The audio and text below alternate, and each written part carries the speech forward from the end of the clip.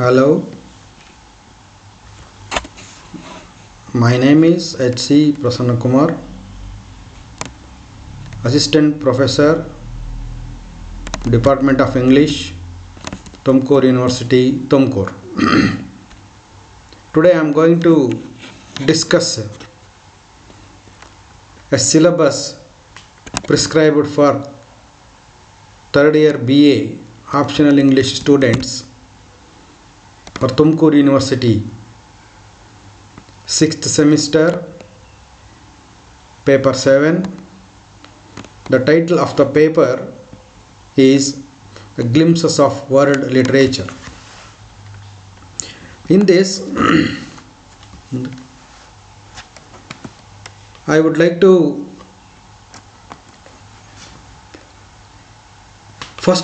to take introduction to the syllabus which we are prescribed for final year optional English students, Glimpses of World Literature. What is world literature? When students study literature, they learn to appreciate words and their power. Power means the power of expression, the power of listening, the power of writing, etc. They travel to other realms and times through the text they read. They understand about their own culture and other cultures. They learn to empathize with characters, to feel their joys and pain. For example, one 15-year-old student shared with me that when studying the short story, The Shoes of My Sensei, he could put himself into the shoe of those who lived through World War II and understand their suffering and what it was like during that time.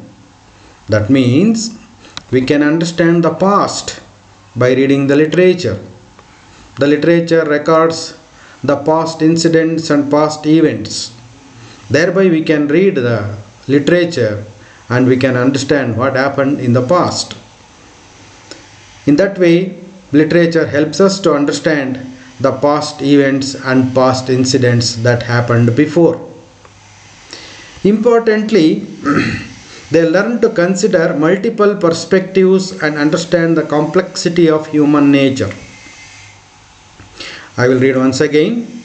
They learn to consider multiple perspectives and understand the complexity of human nature. These two are very important for optional English students.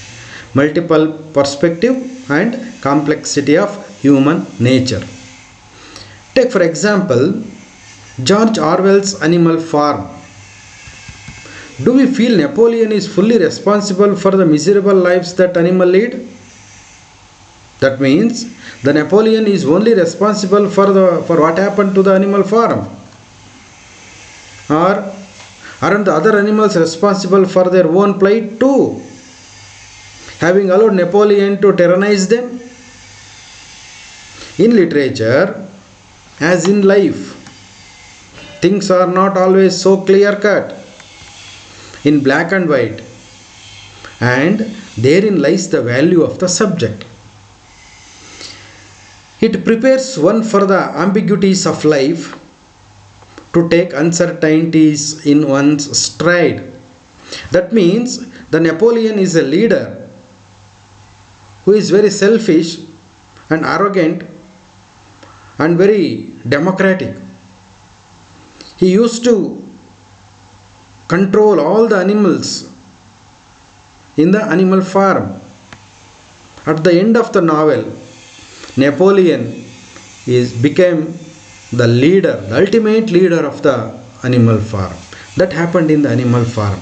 That should be understood by the literature students. Moreover, in literature, students develop a sense of individuality and creativity.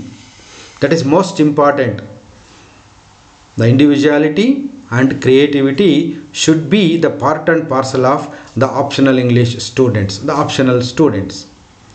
As they develop their own opinion, as they express their own opinion about issues in their text, The review of the text is a part of their subject. The review of the text, the review of the drama or the novel. They can read the novel, they can read the drama and give a feedback or a review of that work. They also learn skills of persuasion. They need to convince others of their interpretations. They need to convince others. If we convince others, we should know something about that, the content, and we must fully acknowledge it about the content. And this builds their confidence. When we learn, the confidence level must be increases. When we could not learn, there is no confidence level in us. That's why everyone should say learn, learn, learn always. You must create or you must cultivate the learning attitude. You must create a learning attitude. Students learn skills of self-management as well. It is also one of the most important thing, as the sense of individuality and a sense of creativity. The skills of self-management is also most important skill. A 14-year-old boy once told me he learned that he needed to be resilient in the face of adversity, just like the main character in his literature text. Another student shared this piece of advice. If you are in a bad situation, you may think there is only one solution. But in literature, you are always looking at different ways of answering questions. Elaborate thinking. And you can apply this in life as well to find other solutions to the problems. See how important the reading literature is. It gives the self-management and the development of attitude. Literature develops in students the enduring values. One of the most important thing, the enduring values, such as integrity, compassion, loyalty, and responsibility. These are the values that should be inculcated by the students. This will come by reading the literature. Literature means the collection of works written by many scholars, their experiences, etc. For example, in a text like Miller's Crucible, the main character chooses to sacrifice his own life rather than betray his friends. The character chooses to sacrifice his own life. See, his own life rather than betray his friends and neighbors. He sacrificed his own life to betray his friend and neighbors. See how literature can made up their mind. When considering this character's motivations, what kind of motivation we had? When considering this character's motivations, students discuss the value of integrity. The student must know the value of integrity. They reflect on what it takes. They reflect on what it takes to be a man or woman who commands the respect of the people around them, even in difficult situation. Integrity is the most important part and parcel of human life. Everyone should have the integrity. The text students explore give them multiple opportunities to discuss and reassess their own values and beliefs. Reading literature will help us to giving an opportunity to discuss group discussions and reassess ourselves. What are all the mistakes we have done in our past? And by reading the literature, we can correct ourselves, we can correct our neighborhood also. Their own values and beliefs. ನಮ್ಮಲ್ಲಿರ್ತಕ್ಕಂಥ ಮೌಲ್ಯಗಳನ್ನು, ನಂಬಿಕೆಗಳನ್ನು ಹೆಚ್ಚು ಮಾಡಿಕೊಳ್ಳಲಿಕ್ಕೆ ಅವಕಾಶ ಆಗುತ್ತೆ. ಯಾವುದರಿಂದ? ಸಾಹಿತ್ಯವನ್ನು ಓದೋದರಿಂದ. These act as a compass in life as students grow up.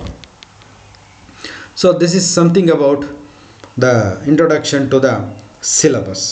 Now we shall pass on to the learning objective of the students. The learning objective of the students or the learning objectives are the learning outcomes. Upon completing this class,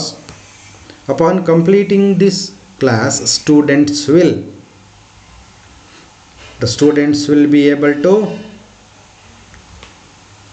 identify the major writers of world literature. What the students has done after reading, will be able to identify the major writers of world literature and define the importance of their works from the 17th century to the present. And the student should be able to analyze, interpret and demonstrate a critical understanding of the major themes in world literature since the 1600s. And the students will be able to form and express a critical opinions of the assigned reading and develop a critical reading, writing and thinking skills. Through the analysis of various literary texts, and the students will be able to demonstrate a critical understanding of the development. It is the most important, critical understanding of the development of various literary genres from the 17th century to the present. These are all the important aspects and intentions and aspirations of the syllabus. And the students will be able to demonstrate a critical understanding of the various techniques and styles of fiction, poetry and drama, including Gothic, realism, modernism and postmodernism. So these are all the aspects which the students expresses after reading a particular genre of the literature, like poetry, drama, novel. Whatever the students read, they can express these kind of situations. That means a critical opinion, critical understanding and a critical reading, writing, thinking skills and analysis of various literary text. Analyzing the literary text, that means criticizing ಅಥವಾ critically analyze. These capacities should be developed in the mind of the student while reading the literatures. Next we shall pass on to the introduction to ancient Greek comedy. Let's have a glimpse of introduction to the ancient Greek comedy.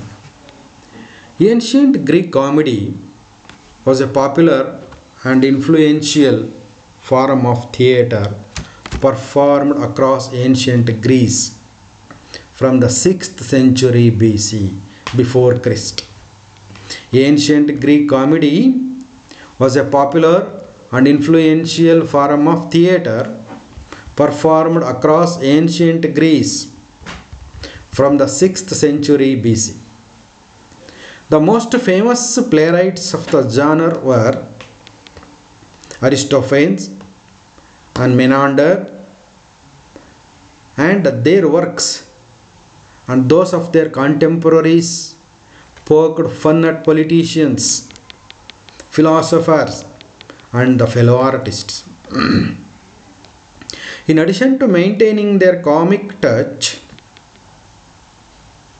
Aristophanes and Menander, the plays also give an indirect but invaluable insight into Greek society.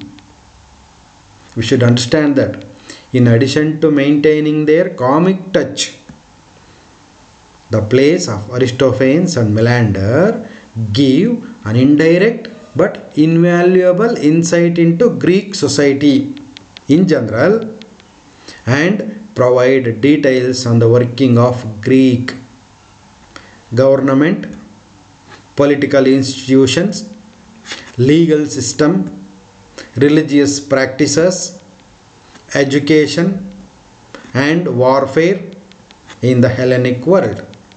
So these are all the aspects which the comic touch and the invaluable insight into the Greek society covered by Aristophanes and Menander. Uniquely, the plays also reveal to us something of the identity of the audience and show just what tickled the Greeks' sense of humor.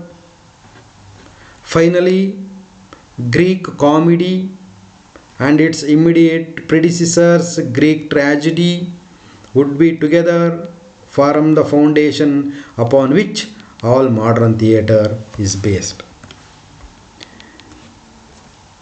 And the origins of comedy plays,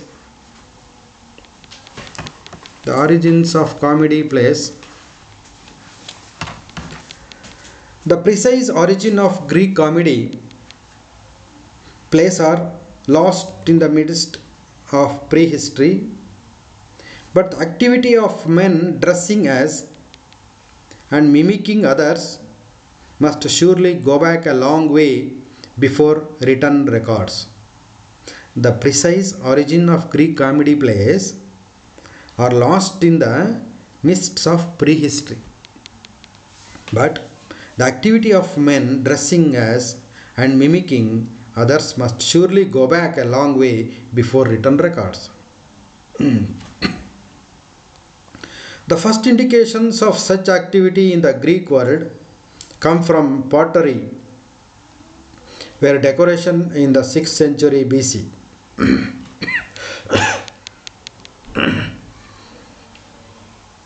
frequently represented actors dressed as horses, satyrs, and dancers in exaggerated costumes. Another early source of comedy is the poems of Achilles in the 7th century BC and Hipponax in the 6th century BC, which contain crude and explicit sexual humor. A third origin, and cited as such by Aristotle, lies in the phallic songs which were sung during Dionysiac festivals.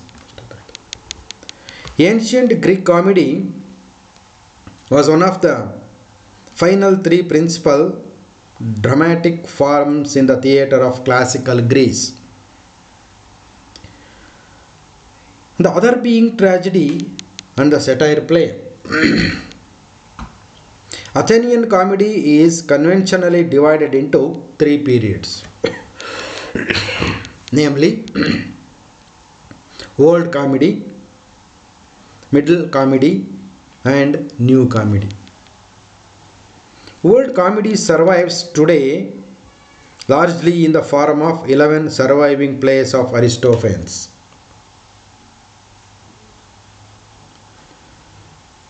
Middle Comedy is largely lost, that is, preserved only in relatively short fragments by authors such as Athenius and Naucratis. New Comedy is known primarily from the substantial papyrus fragments of Menander. And now we shall move on to the biography of Aristophanes. Let us have a brief of the Aristophanes biography. Aristophanes was a Greek comic playwright, as we all know. He wrote 40 plays in his lifetime during the 5th century BC. 40 plays in his lifetime during the 5th century BC. 11 plays have been preserved and are still performed today. That is most significant event. 11 plays of Aristophanes have been preserved and are still performed today on the stage. He is known as Aristophanes is popularly known as the father of comedy, the ancient comedy.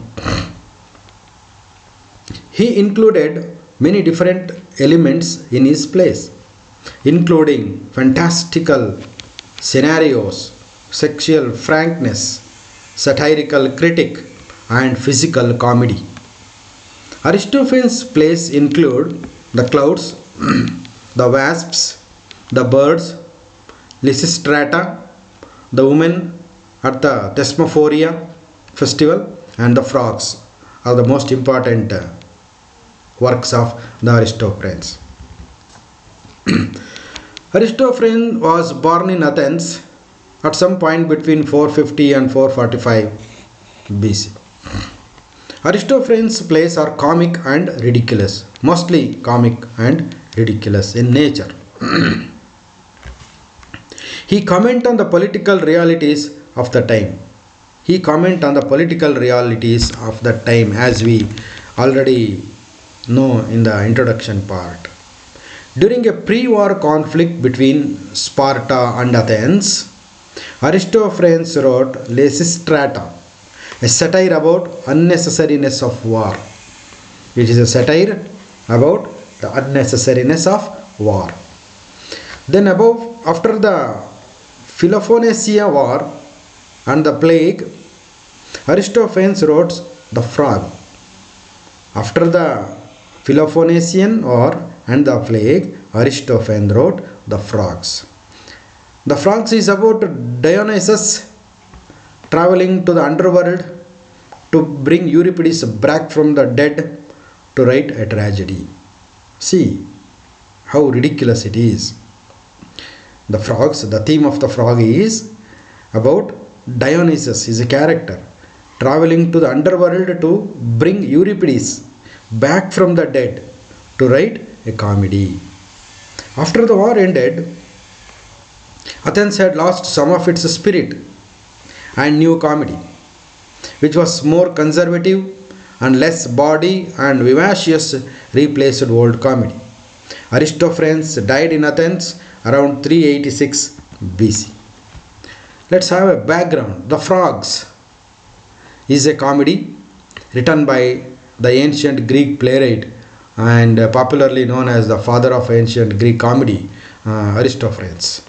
It was performed at the Linnea, one of the festivals of Dionysus in Athens in 405 BC, and received the first place for his performance. And let's have a glance of the characters which performed in the play. The main characters, the main protagonist of the play is the Dionysus, and another characters are Xanthias, who is act as a Dionysus slave, and Heracles, corpse, Charon, Aias, janitor of Hades, a maid, hostess, Plantain, maid of the inn, Euripides, Achilles, Pluto, and various extras. The setting of the play is an outside Heracles' house, Lake Acheron, Hades. And there is as a character list. We already read the character list, and there is no need to read the details of the characters. Dionysus, Xanthias, Heracles, Charon, these are all the characters. Let us know something about the chief protagonist of the play, the Dionysus, the god of both wine and ecstatic mystical religion. Dionysus is a god of both wine and ecstatic mystical religion. Dionysus is the protagonist of the play. First he is seeking to travel to Hades to bring back a poet of wise counsel to help Athens. And then judging the poetic contest between Euripides and Achilles. He is cockily but cowardly. See, Xanthias is a character, the one of the most important character, the keen-witted and ambitious slave of Dionysus. Xanthias liked to complain about the compete with his master. He is competent with his master. The Heracles is the famous son of Zeus who completed the 12 labors. Heracles in this play provides Dionysus with advice on traveling to the underworld. Heracles' past deeds they are vilified by Achilles and the innkeeper. Charon is a character, the ferryman on the river, the boat traveler in the play that he takes Dionysus across the lake to the Hades. And as we know, the Pluto, the god of the underworld. Pluto is the god of the underworld and husband of Persephone. Pluto calls the contest between poets and allows the winner to return Athens. And one more important character is Euripides. We all know Euripides, a Greek tragedy. The recently deceased poet, recently dead poet, whom Dionysus originally intends to bring back from the underworld. Euripides was a tragic poet who often wrote of the common people. And one more important character, Achilles, the renowned tragic poet. Achilles is a renowned, famous tragic poet who engages in a contest with Euripides to see who holds the chair of honor next to Pluto. While Euripides mocks him as stentorian and verbose, Dionysus finds his verse more traditional, sagacious, and necessary to help Athens. My dear students, let us stop here for the introduction part of the Aristophanes FROGS. In the next class, I will continue with the summary and analysis of the frogs, summary of the frogs.